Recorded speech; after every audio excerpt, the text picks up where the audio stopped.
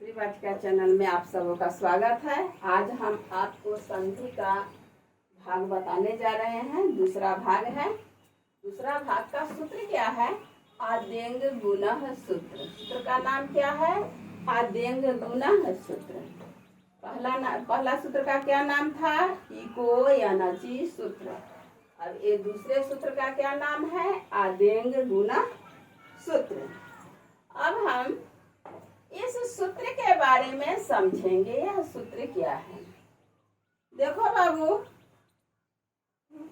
संधि हिंदी और संस्कृत दोनों में एक ही प्रकार से प्रयोग किए जाते हैं, बस उसके लिखने के तरीका ही सिर्फ संस्कृत में होते हैं, लेकिन उसके नियम एक ही हैं।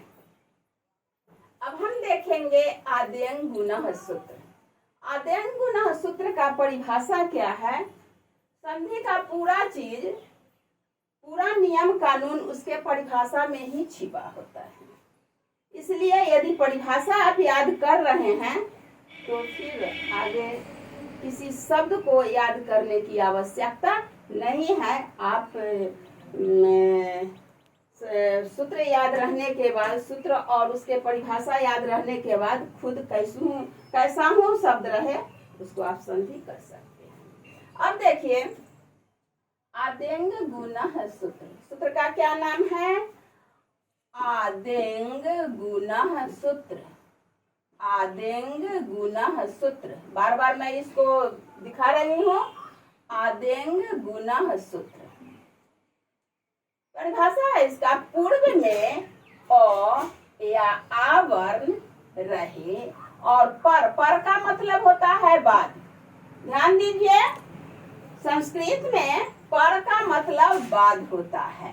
तो पर में हर्ष ई, दीर्घ ई, हर्ष उ, दीर्घ उ, हर्ष री, दीर्घ री, हर्ष ली वर्ण रहे तो पूर्व वर्ण और पर वर्ण दोनों वर्ण मिलकर एक गुण वर्ण हो जाते हैं। क्या होते हैं? एक गुण वर्ण हो जाते हैं। फिर से हम ध्यान देंगे। पूर्व में आ वर्ण रहे और पर में हर्ष ई, दीर्घ ई, हर्ष उ, दीर्घ उ, हर्ष री, दीर्घ री या हर्षली वर्ण रहे तो पूर्व वर्ण और पर वर्ण दोनों वर्ण मिलकर क्या हो जाते हैं? एक गुण वर्ण हो जाते हैं। कौन कौन? ए, ओ, और या अल वर्ण हो जाते हैं। इसको 4 खंड में बांटा गया है। कितने खंड में? ये आद्यंग गुणः सूत्र को 4 खंड में बांटा गया है। सबसे पहला खंड है अ या आ के बाद हर्ष ई या दीर्घ ई का प्रयोग। अ या आ के बाद हर्ष ई और दीर्घ ई का प्रयोग। अब हम देखेंगे कि इसमें क्या कह रहा है कि अ या आ के बाद हर्ष ई या दीर्घ ई वर्ण आए तो दोनों वर्ण मिलकर क्या हो जाते हैं? ए वर्ण हो जाते हैं। सबसे पहले आपको हम गुण के बारे में बता रहे हैं। गुण का मतलब होता है कि कोई खास चीज प्राप्त करना।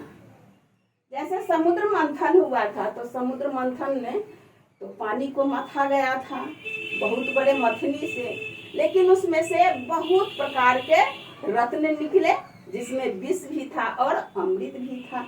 ये सभी उस समुद्र के जल से निकले हुए गुण थे। जैसे कि हम पान भी खाते हैं। पान खाते हैं तो पान में कई चीज होते हैं। पत्ता, कौथ, चूना और कसेली, उसके बाद और चीज जर्दा पुर्दा सब चीज रखते हैं। लेकिन खास करके ये 4 चीज होते हैं। ये 4 चीज अलग अलग रंग के होते हैं, अलग अलग प्रकार के होते हैं, लेकिन जब हम खाते हैं तो उसमें से एक सुंदर गुण उत्पन्न होता है। वह क्या है? लाल रंग, जिससे मुंह की खूबसूरती बढ़ती है। तो उसी प्रकार से इसमें भी यह गुण प्राप्त हो रहा है, एक गुण प्राप्त हो रहा है। यही गुण क्या है? अ या आ के बाद यदि हर्षी या दीर्घ ई वर्ण आए तो दोनों वर्ण मिलकर ए रूपी गुण प्राप्त होता है। जैसे कि हम देखेंगे,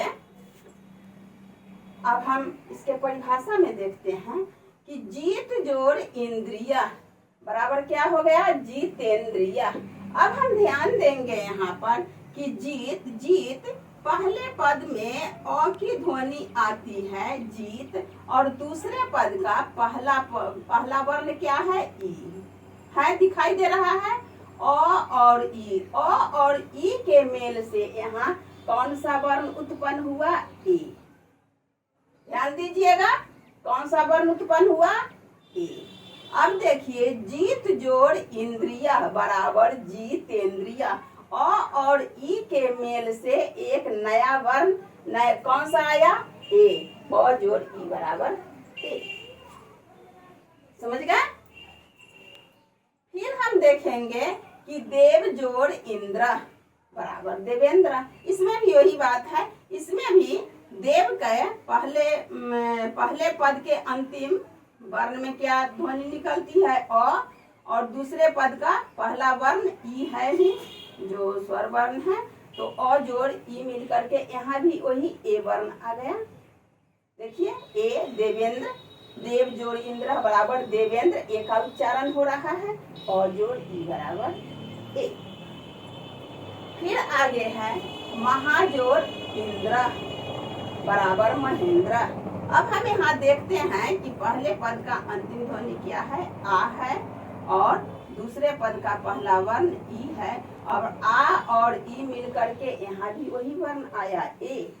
महाजोड़ इंद्र बराबर महेंद्र, ए की ध्वनि आ रही है महेंद्र, और आ जोड़ ई बराबर ए।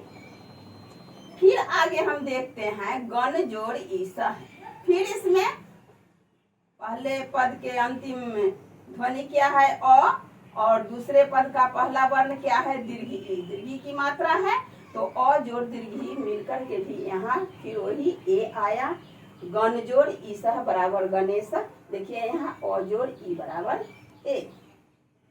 फिर है परम जोड़ ईश्वर परमेश्वर। इसमें भी वही बात है, अ जोड़ दीर्घ ई बराबर ए की ध्वनि आई, तो अ जोड़ ई बराबर ए। परम जोड़ ईश्वर बराबर परमेश्वर, अ जोड़ ई बराबर ए। इस प्रकार से आद्यंग गुणः सूत्र को 4 खंडों में बांटा गया है, जिस 4 खंड से यह पहला खंड क हुआ।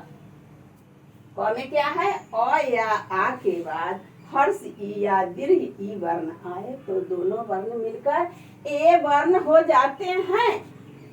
अ या आ के बाद हर्ष ई या दीर्घ ई वर्ण आए तो दोनों वर्ण मिलकर क्या हो जाते हैं? ए हो जाते हैं।